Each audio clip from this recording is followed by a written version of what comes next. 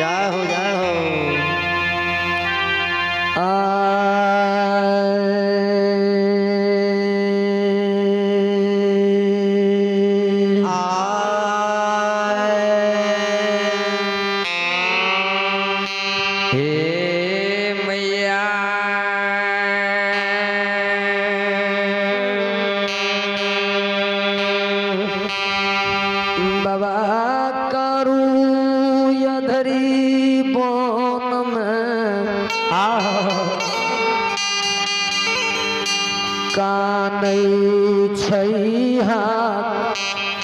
उठा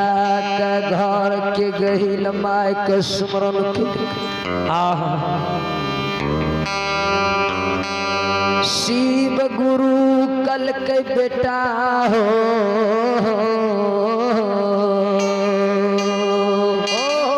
बेटा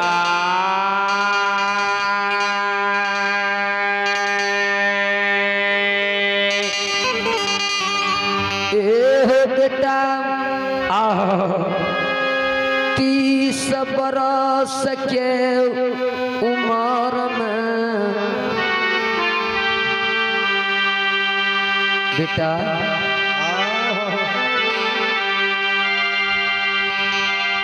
30 बरस के उम्र में तू दुनिया से जाए चाह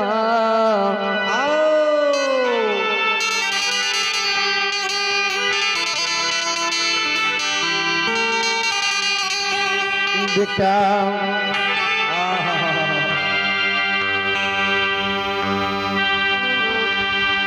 25 बरस में शादी भेला अमा बिजुलिया गाम में चंदन खिड़ेर के धिया से मोहन खिड़ेर के बहिन धर्मात्मा कृष्ण दिनों दुरागमन में भेला आज तू दुनिया से जाए चाह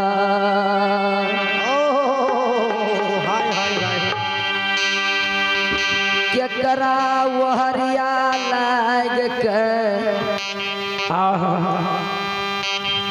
कृष्णावती धिया जीत हो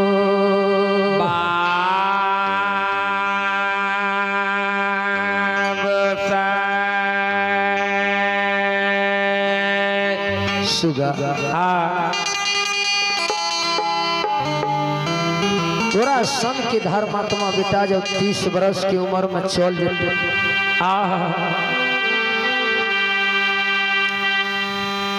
ए हो बेटा कम से कम 100 बरस उर्दा तो बढ़ा कल के नए दादाजी हम एक तिल उर्दा नहीं बढ़ा सके छी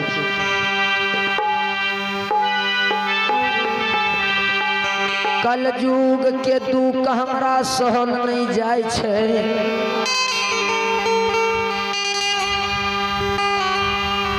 केवल हमरा 7 रोज के लिए उर्दा बढ़ा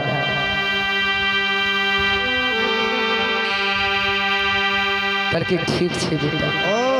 जा बुझ गलिए तोरा में एक जरा स्वार्थ नहीं छे जब तोरा पास में स्वार्थ नहीं छ बेटा तो जाहो बेटा जब तक सूरज चांद रहते तब तक तुहर नाम रहते जब तक धरती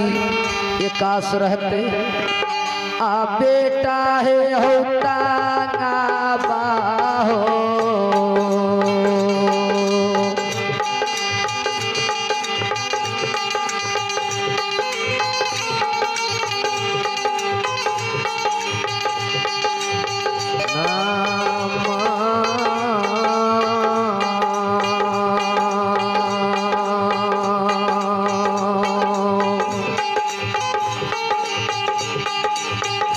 ये रहता है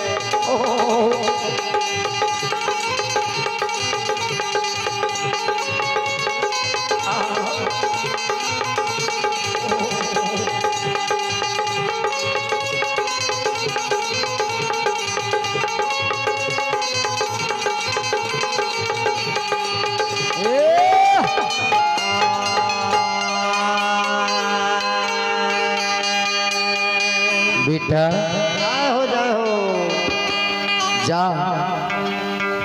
बुझ गेलिए तोरा में स्वार्थ नहीं छे। जब तक सूरज चांद रहते तब तक तोहर नाम रहते, जब तक धरती आकाश रहते तब तक तोहर नाम रहते। ऐ देखियो कारू बाबा, कारू बाबा कर्म कने रहे जैला के बाबा कारू कर्म कने रहे। कल युगे में बाबा कारू जन्म लेलके, आ कल युगे में आब के घर घर में पूजा लेलके। कारू बाबा के मंदिर देखने हुए नगर महापुरा में।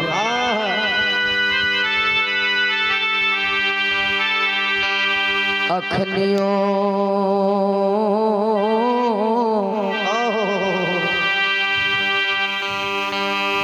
अगर कारू बाबा के मंदिर में जतेक दूध दाधी जते घी गुड़ जाइए, अगर ता समय नहीं बने रोज के रोज तो बाबा के नाम से इतिक दूध जाय छे जे दूध के नाली हुए समुद्र में बहते। बाबूजी देखियो कारू बाबा में कतिक शक्ति रही। कल युगे में बाबा कारू जन्म लेलकई हो, आ कल युगे में जाकर घर घर में पूजा लेलकई है। कारू बाबा के महिमा दुनिया में अगर हम अपारिय बाबूजी। शिव गुरु कल के जा बेटा, तोरा 7 रोज के लिए हम मुर्दा बढ़ा दिलिए।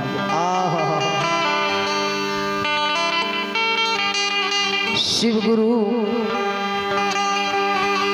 कल के बेटा तू जो कान नहीं कान, अगर जब तू दुनिया से चल जेबा बेटा हो, जहिना सब दिन घर में माय खोरिल गहिल के पूजा केला, बाहर में शिव के शीश बेटा वही ना तोरा हम अपना लग में राख नहीं कान। लेब लेब के बाबा सो शिव गुरु का परिणाम कल हो। शिव गुरु का प्रणाम कल के शिव गुरु बसहा पर चढ़ले, गला में नाग की माला त्रिशूलधारी डमरू वाला चल दिल के कैलाश पर्वत लछन अधरी बोन में भैया के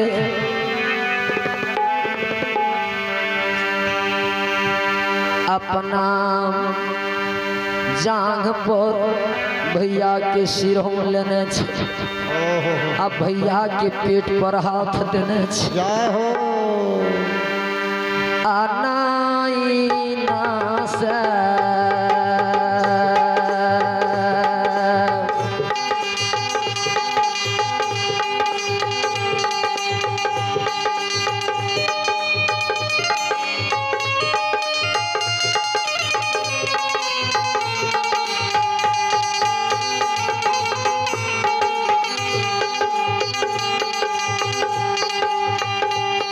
आधारई हो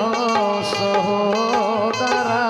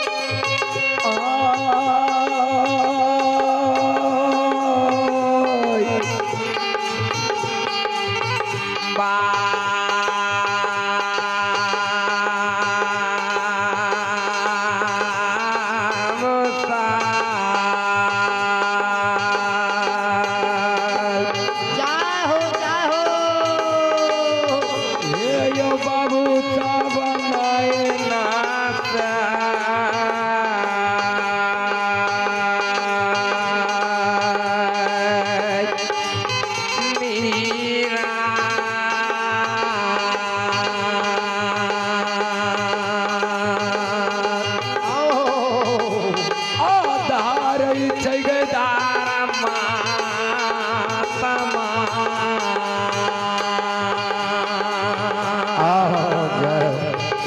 ये गई नैना से गई जमुना मामा मै छै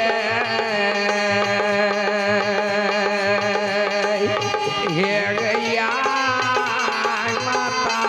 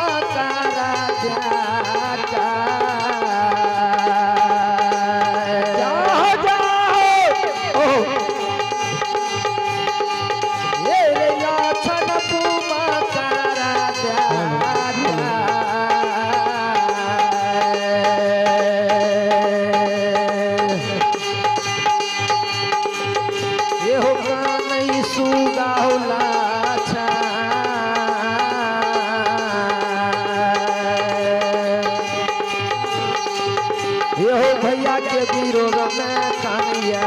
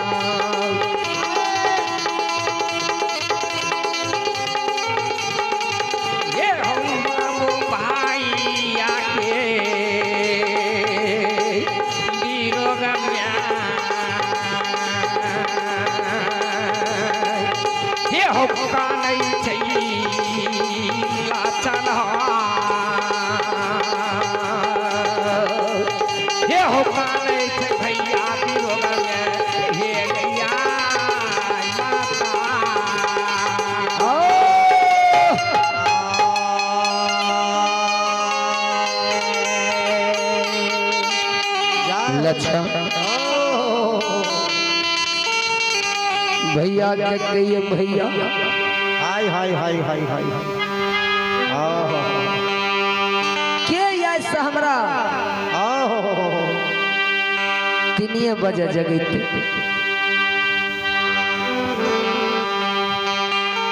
भैया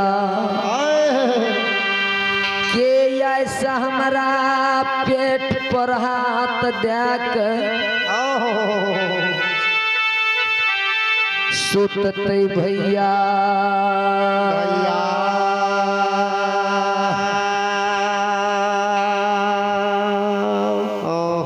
भैया के ऐसे हमारा सोना कटोरा में दूध मिश्री पी लेते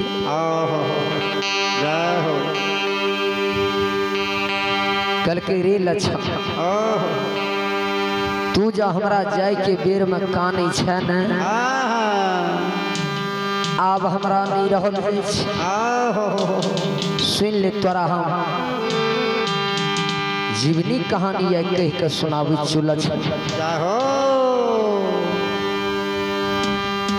जय दिना तू नगर महपुरा में माय के गर्भ से जन्म लेला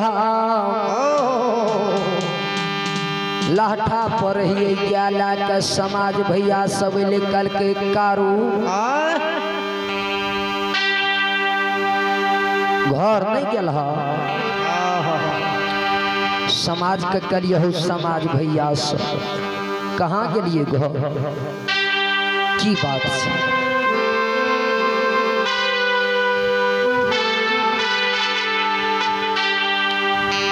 समाज भैया कल के कारू मैं माया के गर्भ से फिर भैया के अवतार भलो रे लछम फिर भैया के नाम पर जना लागल हमरा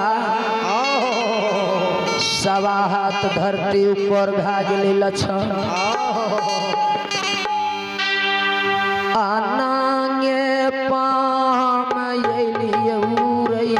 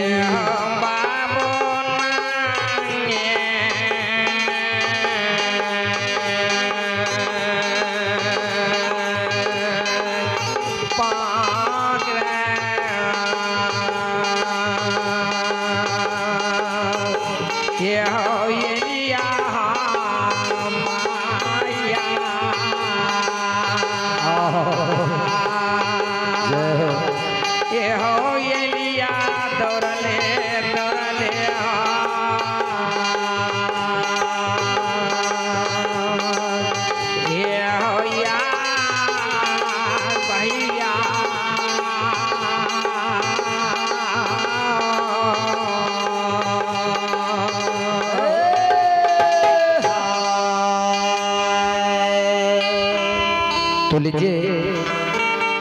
एक महंदानी के नाम सुने स्थानीय निवासी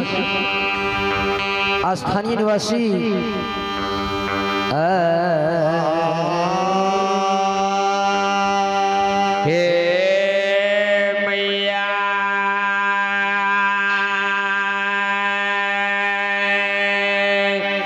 यज्ञकर्ता मालिक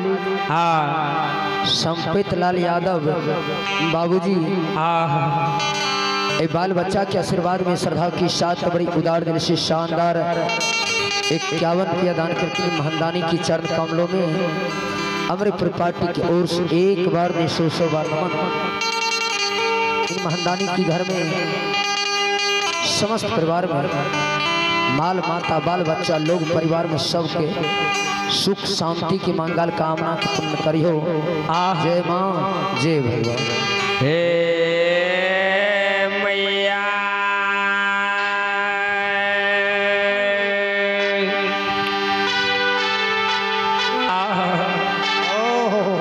लछन जय हो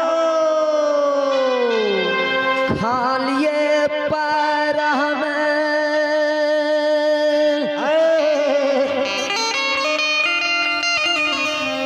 दौड़ाल एलियो रे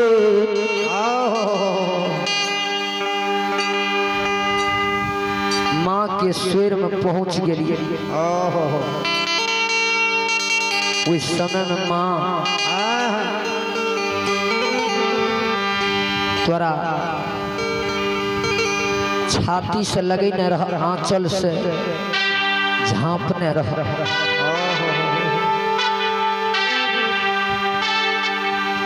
दूध पिलावित रहा। दौड़ल गेलिए हम माई के करिए माँ लाठा पर रहिए हमें समाज भैया सब गेलै कल के हो कारू तोरा माय के गर्भ से फिर भैया के अवतार भेल ठीके माय भैया भेलोगे माय माया कल के कारू दुश्मन भाग ने शेर घर से तू छुबल जब दुश्मन तू संत छिए संतों में महामहंत छिए बेटा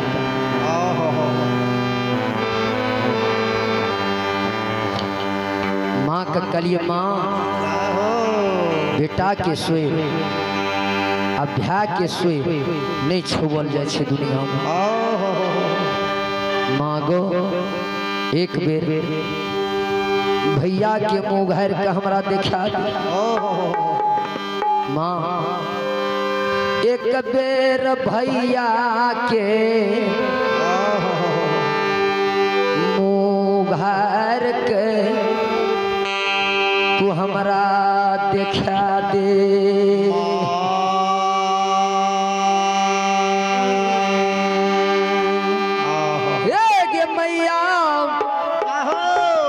हमार हृदय जुड़ा जैतै गे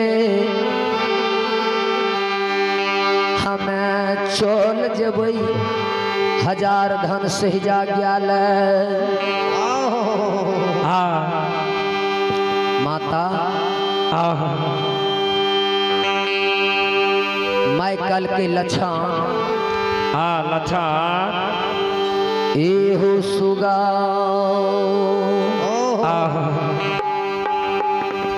6 दिन पर बच्चा के छठिहार है 12 दिन पर बरही है तरत लाके बच्चा घर से बाहर है एहो सुगा कथिल तू लक्षण के लिया जेब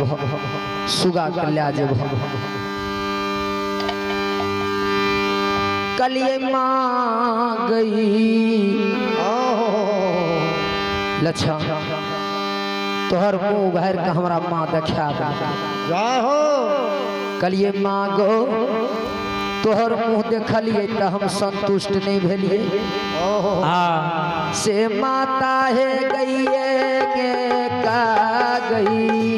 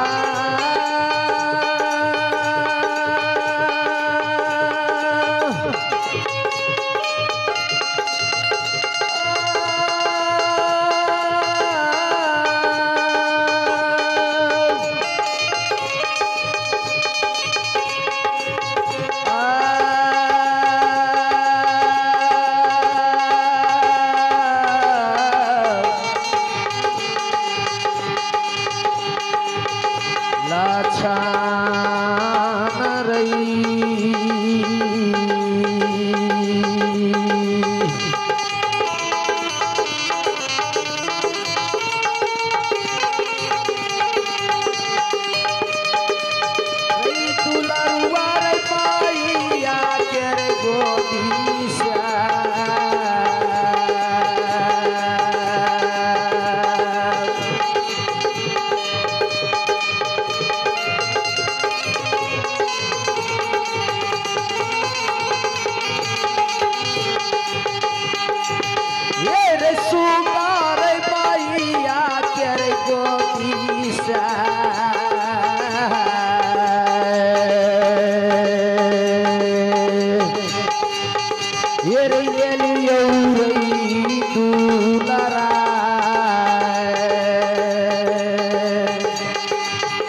हे रैया गेलियो लाठा बथाना पर हे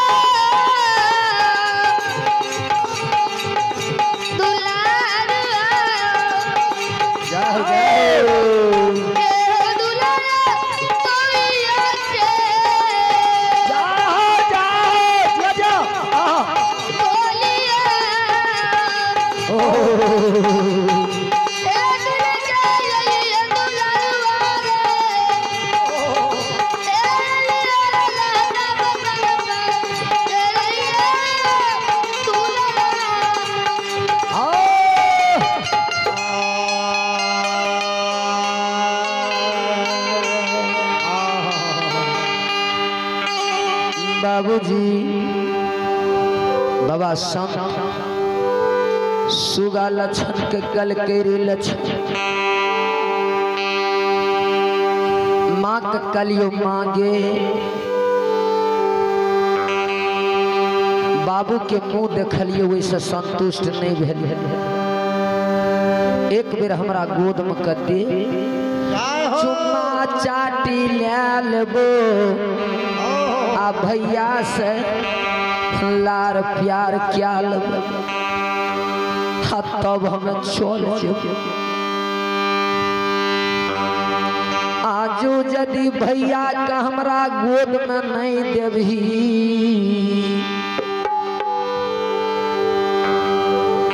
हम ज्ञान नहीं जेबो। भने मूंग धान गेहूं हे माँ भने मूंग धान उजाड़ देतो बनगामिया बाभन सब भैया काब को उपराक देते माँ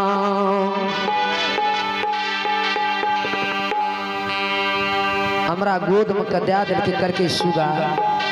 जल्दी चुमा चाटी ले ला लार प्यार क्या ले अल्लाह हमरा गोद में चल जा बठान।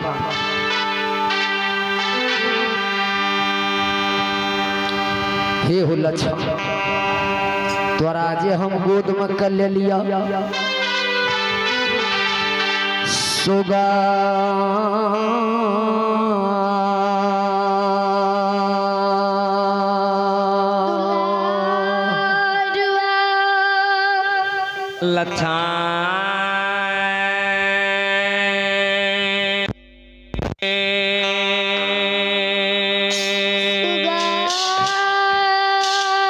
लछन हो तोरा जे हम गोद में कर ले लिया एने माँ के स्वेरो कही आविए आ वने लाठा बथानो कही आविए सुगा माँ बुझ गेले माँ कल के लक्ष्य हे हो कारू हम बुझ गेलिए तुम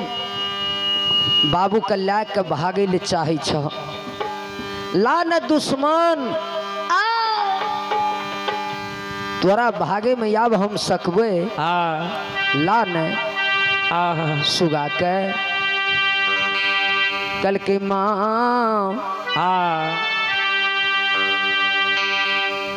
माँ के कलिए हे गे माँ 3 गो बेटा के तो ही पोसली आ छोटका सहोदरा का हमरा दे दे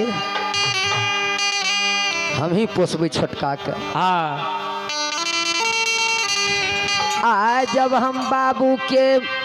मलमूत्र करबे बाबू के लार प्यार करबे बाबू के माय के दूध छोड़ा के गाय के दूध पी लेबे आ काल जब हम बूढ़ भा जेबे हमरो बेस बुढ़ा जते केस तिलक जते मुख बत्ती सुदात झड़ जते थर थर शरीर कांपते काल बाबू हमरो जब पैंचा लगा के राखबे काल हमरो सोहदरा पैंचा उधार करते मांगे मैया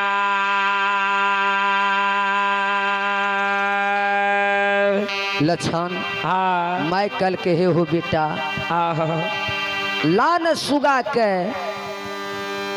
6 दिन पर छठियार हेते 12 दिन पर बरही हेते आ तब बेटा घर से बाहर हेते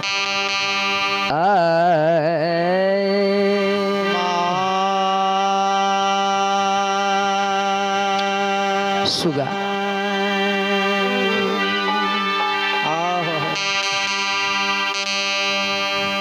माँ कल के हे हो बेटा नहीं ला जाए सुगा के पुरबा लाग जैत पछिया लाग जैत बोन में तू गया के संहार भ कि मोनहा धाकर के संहार भ कि सुगा के संहार भ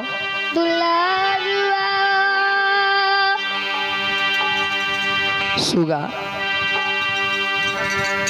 ए हो सुगा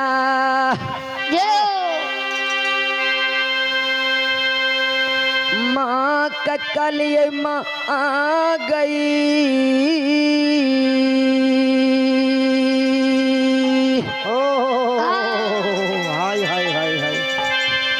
अगर जब भैया हमार जाहो दहिना भुजा बन कैल हेते गई जाहो जाहो से माता है गई बारिया का बान नहीं गई लागतई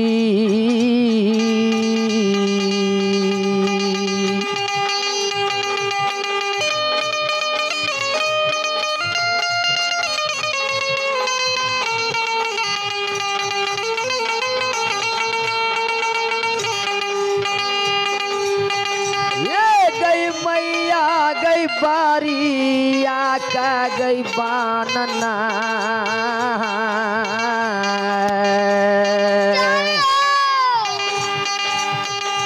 बाथान में लागत गई माता गई जी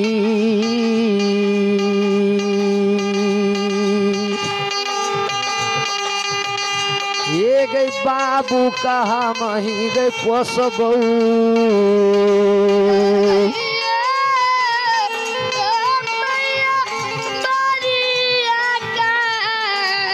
आहा जय हो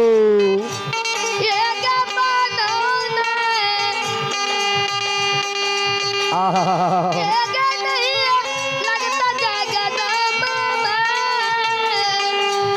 जय हो जय हो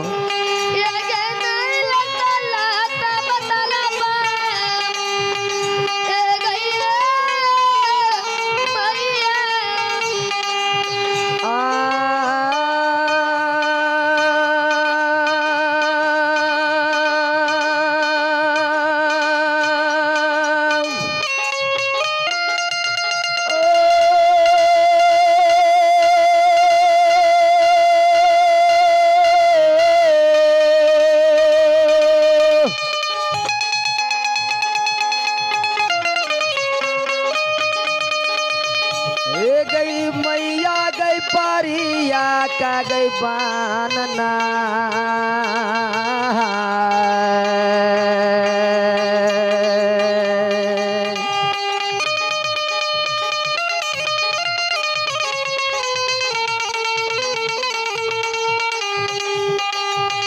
बाथन में लागते माता गए ये गई लछान कहा मही गई पोसब ये गई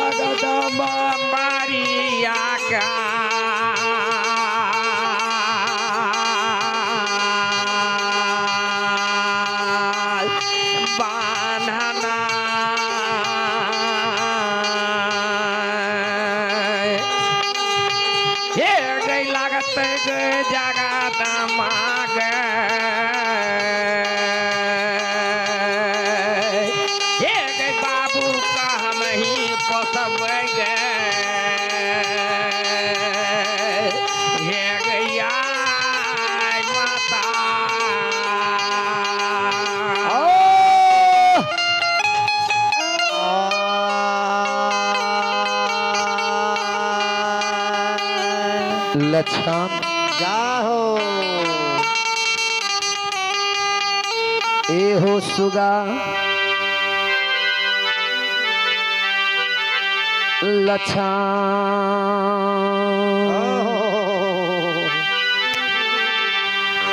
लछान माई के गोद से तोरा लाभ लिया हम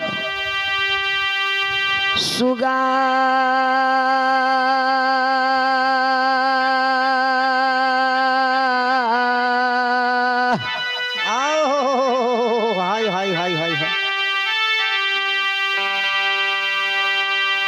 लाठा बथान में माघ महीना समय रहे हो जाहो तोरा हम पंजरा लगा के सुताबत रहिए पेट पर हाथ दे के आ एक जरा जब तू कस पुकस करे लाग सुगा एगो म्या के दूध तोरा छोड़ लिया हो 7 गो गया कड़ा कर रखने रहिए तोरा कारण जखनी तू उकस पुकस एक जरा करे लाग बेटा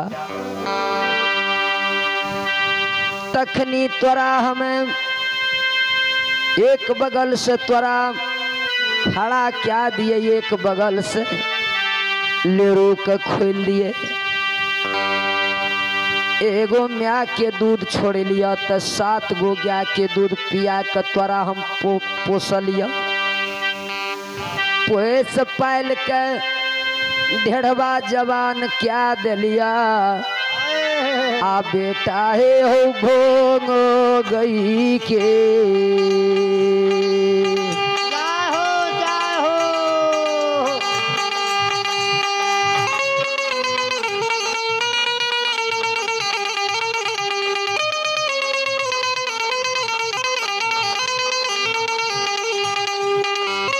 रही दुलारुआ रही भो गई के बेर में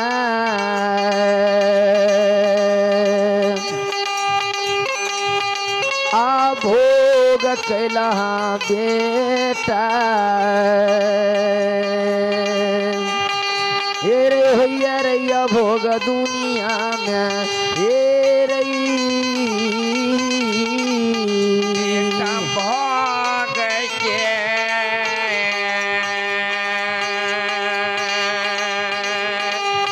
बेर में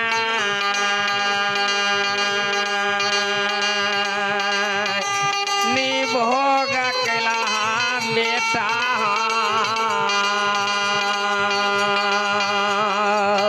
हे हो कैला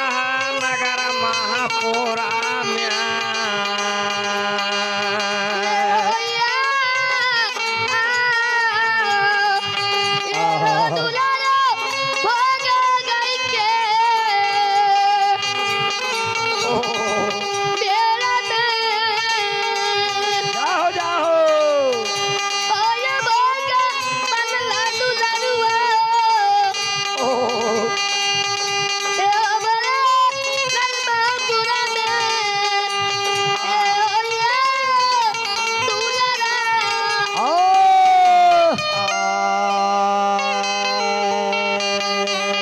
सुगा जाहो आए जब हम दुनिया से जाए छी आए जाए के बेर में तू हमरा कान के देखाबै छ हाय हाय हाय हाय हाय आए तोरा हम जीवनी कहानी कह के सुना दे छिया सुगा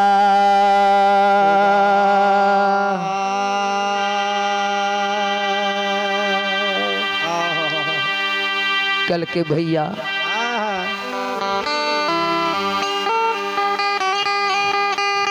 ए हो सहोदरा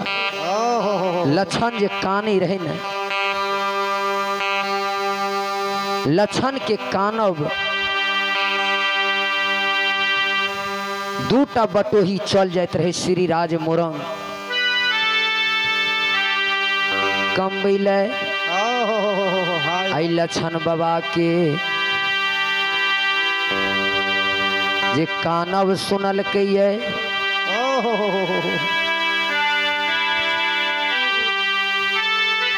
दोनों भाई में विचार करिए भैया ए जंगल में लागे छै मानव के आवाज आबै छै भैया भैया भैया के आवाज लगाबै छै या कानै छै हो सहोदरा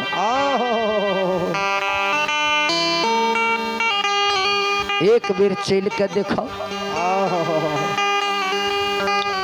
दोनों टा बटोही अले बाबा संत ले लक्षण का जे देखलकै काने कल के हे हो धुरहिया हे हो बथनिया किया काने छह की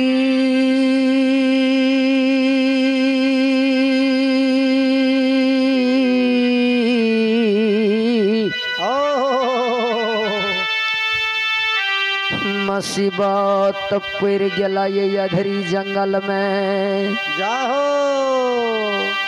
कल की सरकार हाय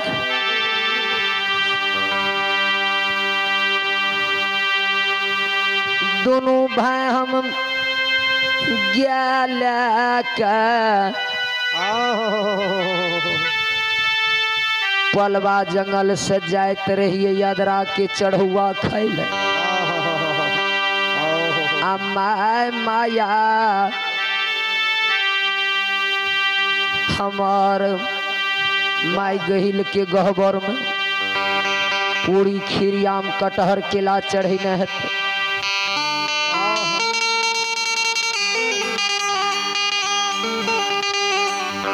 मूल मूल बाट जो हेते हमरा दोनों सहोदरा के आज्ञा लाके जे आबैत रहिए अधरी वन में कमला के कला लाग गेले। हाय हाय हाय हाय घर के माय गहिल बिगड़ गेले छाती में कमला बान मार दिल के हमारा भैया के भैया हमार छाती भर गिर गेले अधरी वन में दोनों टा बटोही कल के हो बथनिया की नाम छे भैया के कल के हमरा भैया के नाम छे संत बाबा कारू कल के वह कारू हो जे कारू धर्मात्मा सब दिना